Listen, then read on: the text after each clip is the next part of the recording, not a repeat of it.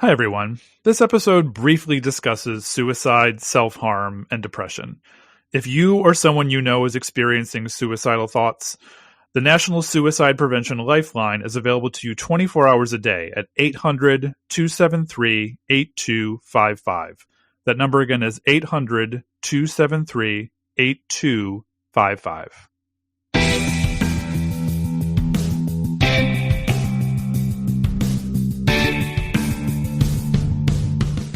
Greetings. My name is Michael Osinski. And I'm Tyler Esselman. And you are listening to...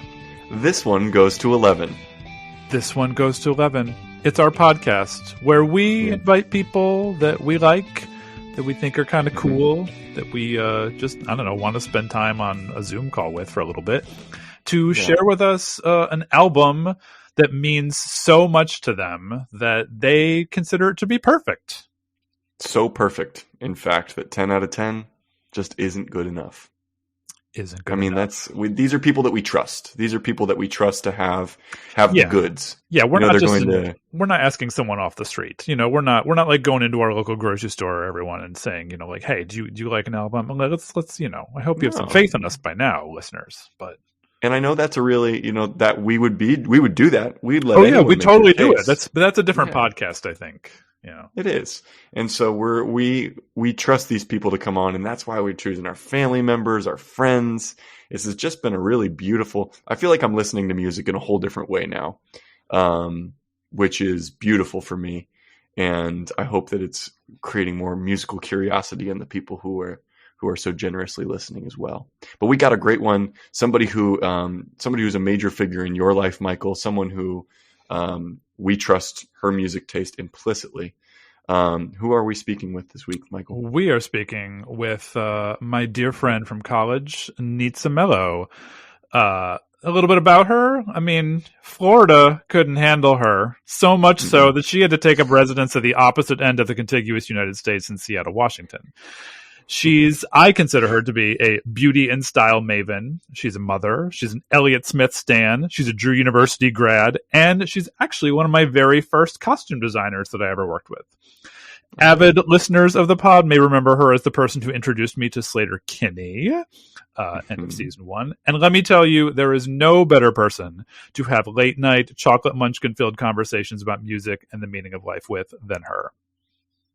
It's Nitza. Yeah, she really brought the heat, and she came like with I think she came right out of the gate with a very, very strong argument, maybe one of the strongest we've heard, to be honest with you, in terms of its nuance and velocity. which I thought was really necessary, especially considering it's a heavy album. I mean, argue it's probably the heaviest album that we've encountered in the podcast in terms of, I guess, subject matter, but also in terms of sound, and like musically. There's a lot to this album. It's not our first parental warning label album that we've covered, but I think it can be a frightening album for some people to encounter. Absolutely. And so everyone listen. We will encourage you to listen with caution when you listen to this album. Take care of yourself. But I think she's full of love for this music, and full of love for the act of sharing music, which seems to be one of her great gifts. So we really hope you enjoy this conversation with Nitza. Let's get a listen to what she says.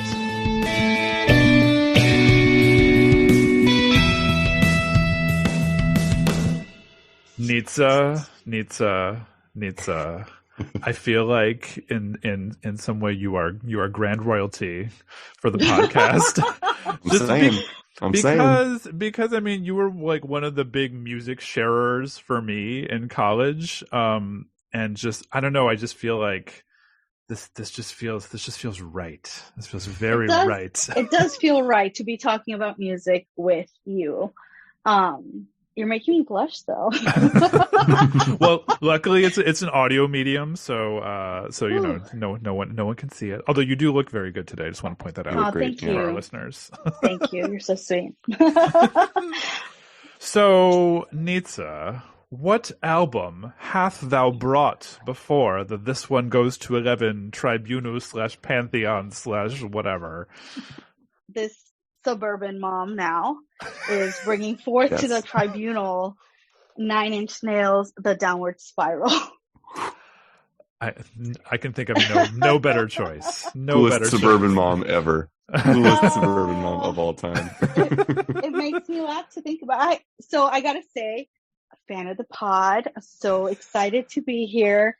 You guys have done, I think, just a really great job at pulling stories out of people and having people just share a slice of their life, their personal experience through the questions that you've asked. And I think it's great because that's what I think music is, that music is for everyone. So like, yes, even a suburban mom can talk about Trent Reznor's opus and not have any like knowledge of like music theory or anything like of that sort, and just talk about how music is just, it's personal. So I think it's very scary. I gotta say that. It's very scary to kind of be here talking about an album because it's inviting people to like pull back the curtain and see like something that was like really deep inside you for a part of your life. I think that music does that for everyone. And just because you might not understand, like sometimes we hear things and we're like, well, that's whatever it might be. It's too basic. It's too dark. It's too whatever it may be. That is speaking to someone and someone is connecting to that. And I think about that when I see my son connecting over music at 6 years old. He has no words, like no theoretical words to talk about why he likes it, but he feels it, and when he's moving to the music, it's a very visceral thing. So to me, like music is like, it's our way of like connecting with ourselves on the most primal level. Oh, yeah. And so that's why I think this album is a great album to talk about that. It's a hard listen. It's not easy for everyone. It can be jarring, but it is a work of art, and it is beautiful because it dives so deep into that primal like sense. Thank you for those words, by the way. That really means a lot. It means a lot that you feel that way about our work thus far, and that is exactly the space that we hope that this can be, is that somebody, another suburban mom, my mom, can be introduced to something like 9 Inch Nails from somebody who's going to put it in such a different way than anybody else.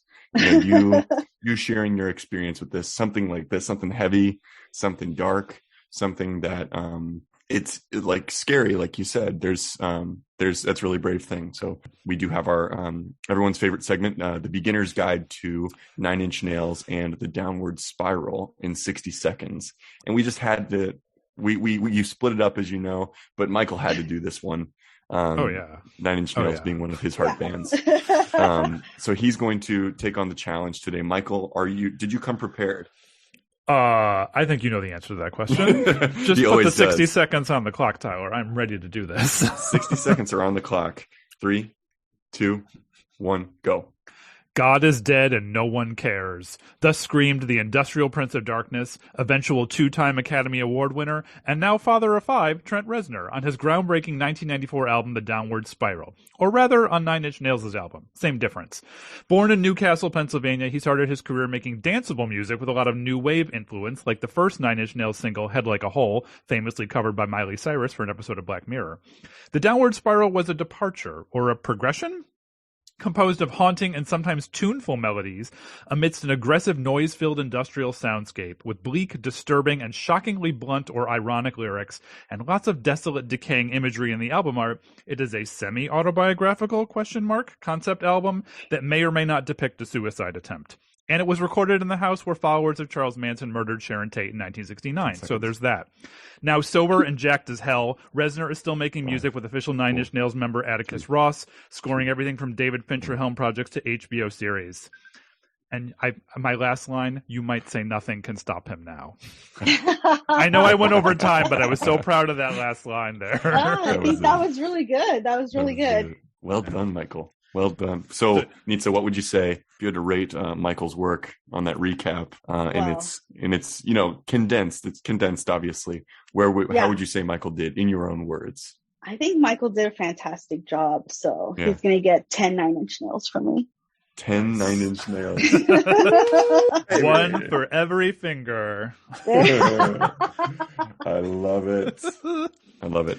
Points are on the board, and excellent. And I want to give you a few points right off the bat for what you were saying before about the primal nature of music in general. I think that's something that this music can really help people access in a way that other music can't. And I'm really interested in how that, what that's like for you. So I'm going to give you 14 primal screams for your intro. Okay. Thank you. Wow. Well, before we dive into the album itself, let's go a little more basic. And I'm just curious, what would you say your relationship with music has been, and I don't know, will be, I guess. So my relationship to music has been, like I said, it's been personal. I think that growing up, I grew up in a conservative evangelical household. My mom wasn't as strict as some of the other parents in our conservative circle were, but so she was a little bit more permissive.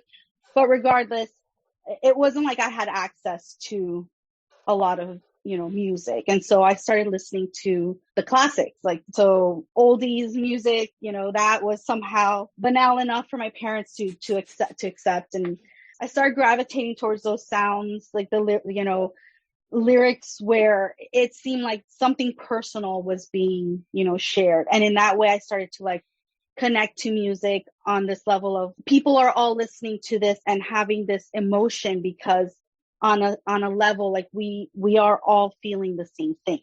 We all have that experience, whether it be longing, loss, happiness, joy, all of that gets conveyed in music. As it was a way of me to connect outside of this world that I was in. And so as a person who felt isolated a lot from the groups where I've been, I always felt like an outsider because I did not feel like I quite fit into my worlds. Growing up in a predominantly Latino community, but not being of one of the more, I would say, common combinations. My dad is from Ecuador.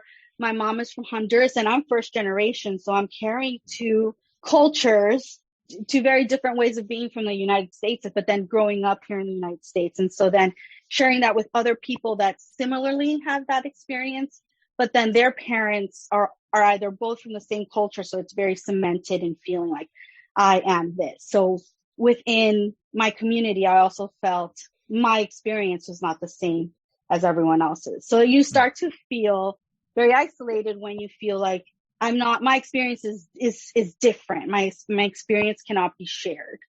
But yet we're all feeling that because on some level, we all don't talk about the things that we feel and then isolate ourselves at various points in our life.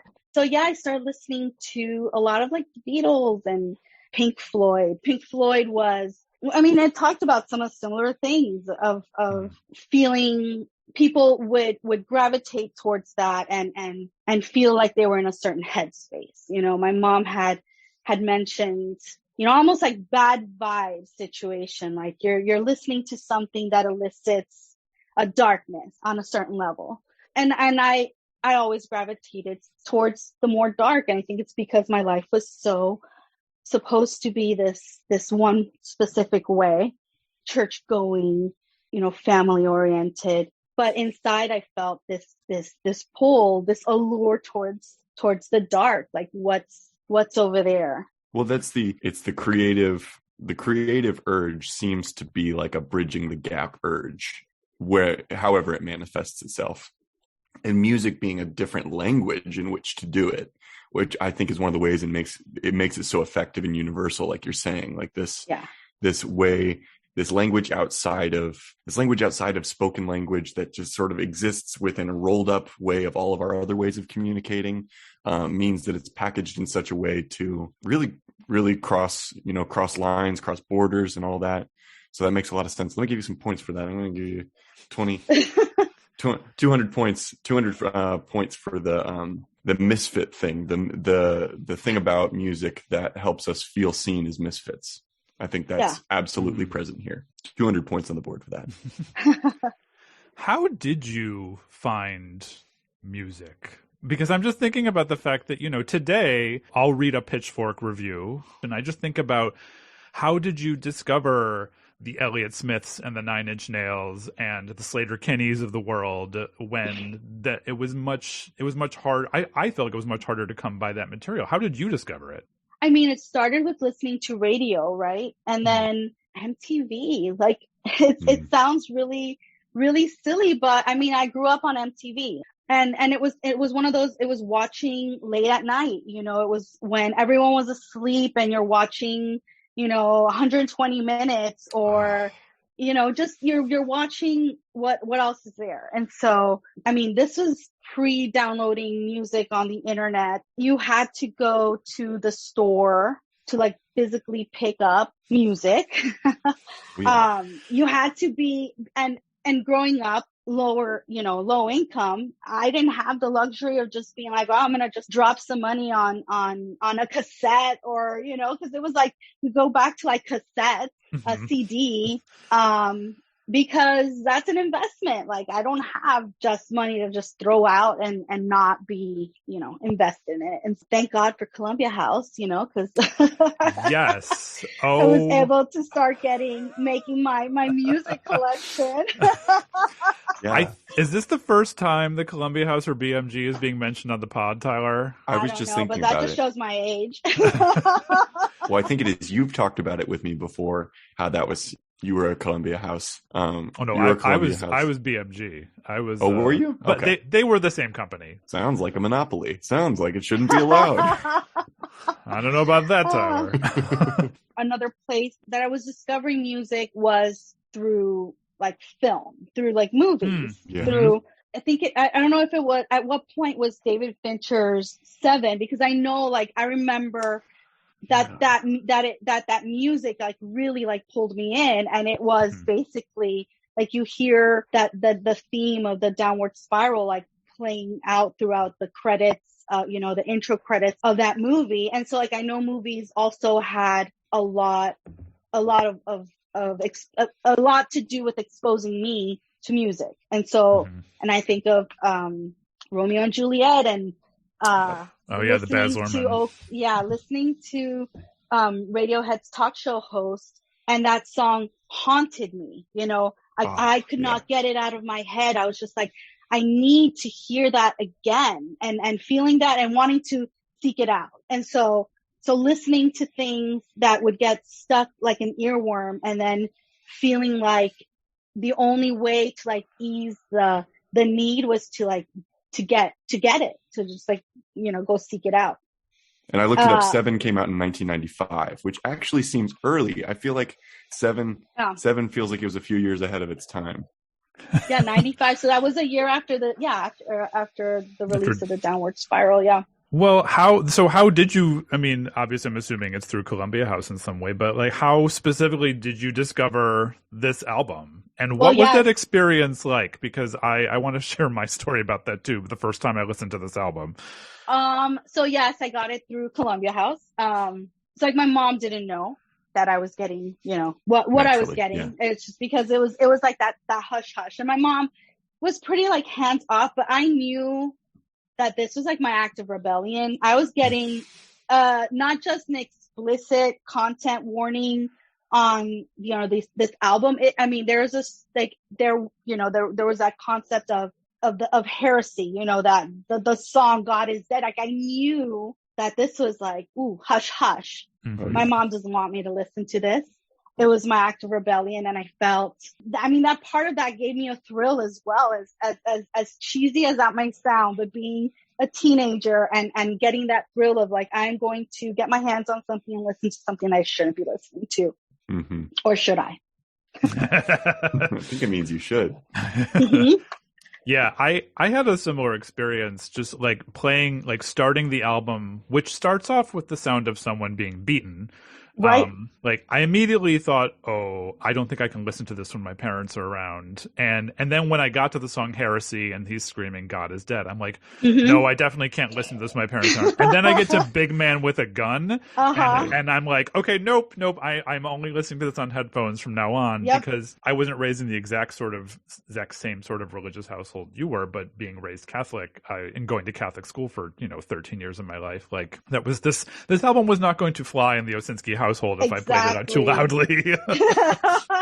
Which then changes it because then we were listening to this on headphones. And so how much more intimate can you get to something when it's like right in your ear, Yeah. And you're experiencing it in this like intimate way because no one else around you can hear and so now you're having this private experience with this album. In listening to albums in preparation for any, given pod episode, I've tried to listen to it a bunch of different ways.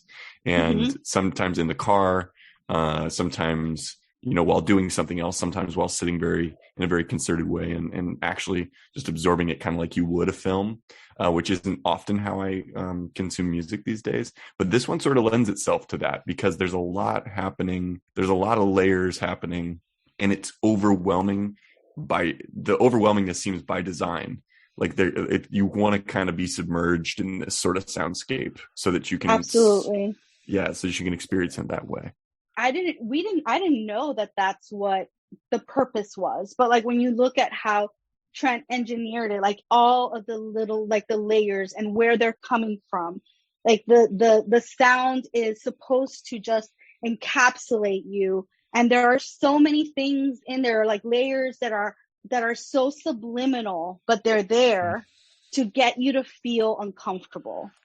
And like, that's like the key, like the whole purpose is to put you in a state of tension so that you're feeling that tension of the artist while you're listening to his like descent into madness, Did you ever, when you were listening to it, follow along with the lyrics in the album booklet? Because often in these songs you can't tell what he's saying because he has suppressed the vocals so much to a point that he's whispering things. Yeah, and often like whispering things. I mean, especially if you're listening to on headphones, it feels like he's whispering something directly into your ear, which can be very disturbing, especially on the title track.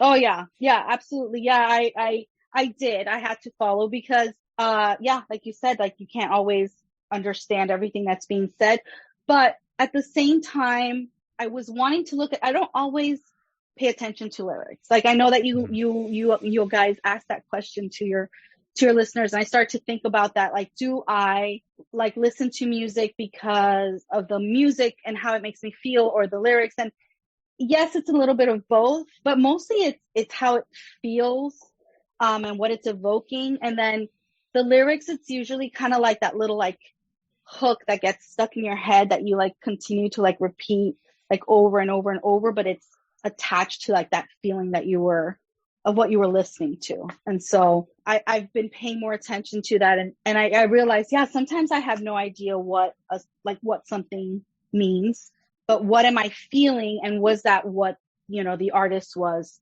wanting me to feel? And sometimes the answer is yes. Like it doesn't matter whether or not the lyrics make sense, but what did you feel in that moment? I think lyrically, this album seems actually pretty direct. Like there's not a lot of obliqueness to what he's talking about, which I think is, and the moments where the vocals aren't suppressed are so clear. There are moments where he'll just put things out in the open, and you're saying, "Oh, clearly Trent wants me to hear this." Like, doesn't it make you feel better? Right. And you're like struck by that because there's been this sort of hushing and things sound like they're in bottles and things sound like they're under a whole layer of garbage or something like that. So that the moments where clarity comes in really hit you right in the face.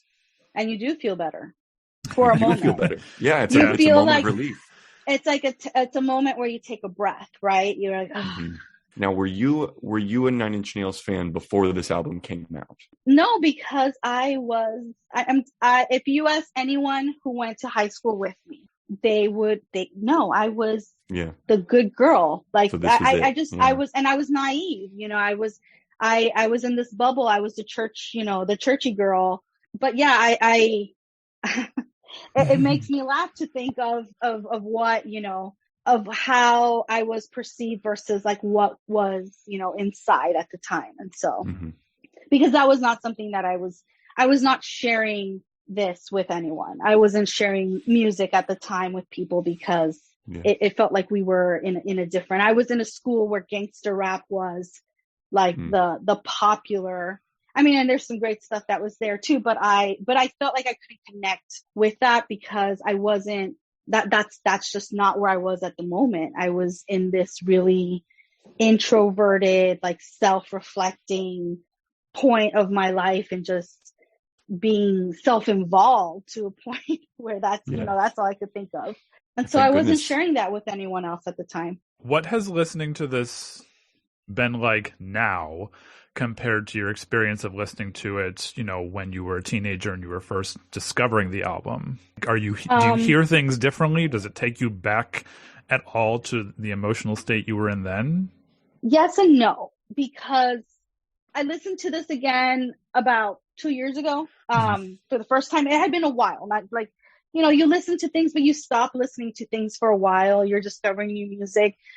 But I was in my car and I put it on and I was listening to it and the first thing that I thought was, I used to think this sounded so hard. Like I used to think it sounded so violent, so, you know, so harsh. I don't know why, but I think you get so used to it that you're desensitized to like its harshness, its abrasiveness. And now it's just like, oh, it's like, it was like an old friend. Oh, I know this. And I was so at peace listening to Mr. Self-Destruct and just getting lost in like how hard the beat like is. It's like, you know, how it's just like this driving, like how it picks up. And I'm just like listening to the mechanics of it all and just being like amazed by how, and being able to like now listen to it and being like, wow, great job, Trent. You know, created this beat where this person's getting beat down and you slowly like take us through it. It sounds like a gunshot and it just like throws you into the song. And it's like, hi, this is how the album is starting. And I was just able to like appreciate it for what it was and not just think about, you know, how I felt when I was younger and I was listening to it, but I was able to reflect and say, wow, you know, I used to listen to this when I wanted to be in this place of darkness, of this place where I was being hard on myself and like saying things to myself to diminish myself because I was in this place of darkness where I felt like I wanted to punish myself.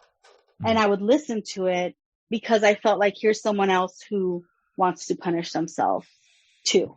You know, it's intense to be able to like reflect, not be there anymore, but 100% be able to like understand and remember those feelings and how intense they were at the time.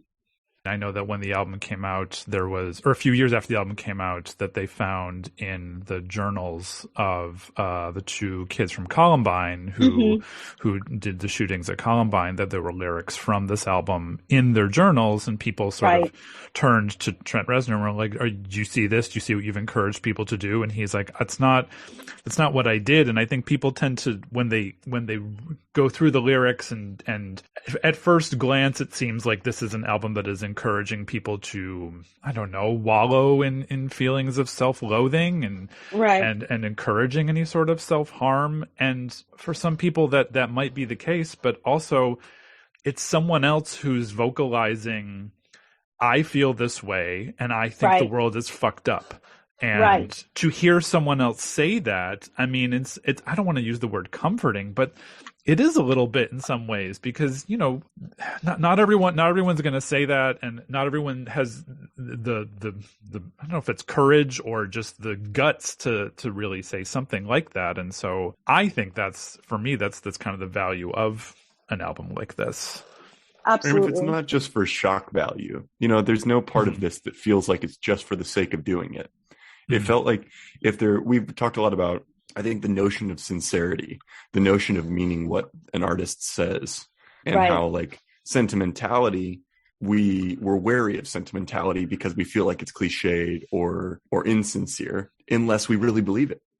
And that's just something that is in our gut, right? That, whatever the truth is in a piece of art that we are, that we're interacting with, this feels to me like once you really accept it, once you really accept the experience, you realize that this guy wouldn't say these things if he didn't have to. So it's the thing about it's the thing about depression, right? How depression is reflected, how we portray that varies from person to person. Like some people hurt and they just like self-loathe, right? And then other people hurt and don't know where to put that, and then they lash out, and that's the violence piece. Listening to it, I don't, going back to Mike's point of how people blamed this for, like, saying it encouraged it. I don't think that this album for me encouraged, any like attempt. It really shows. It just shows how you can descend into it, and then despite how you feel like the story ends for the character in the album, that last song kind of I feel like that song's truth of the truth of hurt is what would dissuade, for me, it was like, don't do it. Like, don't really descend to that point, because listen to the regret of the epilogue, Mm-hmm. But it is a terrifying album on various, I feel like it, a lot of people say like it scared me, but it's like, it's thrilling in the fear that you feel. There's this thrill, and you get this like adrenaline rush from exploring, like going into that void, and like taking that trip down, going into that descent. Like, let's listen to this descent. I can recognize moments where you listen to it and I'm like, I felt that, I've been there, but then I don't want to end up this way. Mm-hmm. And so I don't know, it's a beautiful, terrifying thing to do. Yeah. The song Nitza was just referring to is the last song on the album Hurt, which many of you might know from the Johnny Cash cover. That sort of like brought it back. Yeah, it sort of brought it back. So strange. So strange, but honestly, for someone who wasn't into Nine Inch Nails at the time, I was like, oh, wait a minute. Like there's this take on this song by a person I never would have expected to appreciate this song, much less cover it in such a prominent way. And I was noticing that in Spotify, hey, we're on Spotify. On Spotify, the top song is Closer, and then Hurt is 2 spots down from that. Closer I've also heard covered by Father John Misty at the show, the Father John Misty show I saw several years ago, to great effect. So wow. There's something coverable about Nine Inch Nails as well that I don't know what it is. Maybe it's the lyrical content that makes it fun to cover these things, because you can put those lyrics in a different frame. Well, I think it's that juxtaposition that it's like a wink, Yeah. Mm-hmm. Very much. They're taking the opposite, because at the heart of the music, right? There are these lyrics, there's a song, there's this feeling, and it's like you can either take it darker, or then you can like take it to this other direction where it completely works, and it is equally heartbreaking, because listening to Johnny Cash sing those words, but in this regret, like this lament of life, like my life is over. Like at this point, he's like, I am at death's door. And that reflection back, it's a beautiful thing. It comes from the same like source. It's amazing. Him singing that, that's a really good point. I put some points on the board back for you a few minutes ago for you got 600 points for this feeling like an old friend when you came to it now, which I think that's a testament to staying power of an album. We talked a little bit how perfect albums have to get better with time, and it sounds like this one does. So 600 points for that old friend bit, but also I'll give you 300 more points for this thing of different phases of your life. Johnny Cash singing "Hurt" right at the end of his life versus Trent Reznor singing "Hurt" when he was, you could say this was sort of right as he was going through his personal descent, into through the next album, really to his darkest point. So those two contexts for that song are so heartbreaking in very different ways. So 300 more points for that. Well done, Nitza.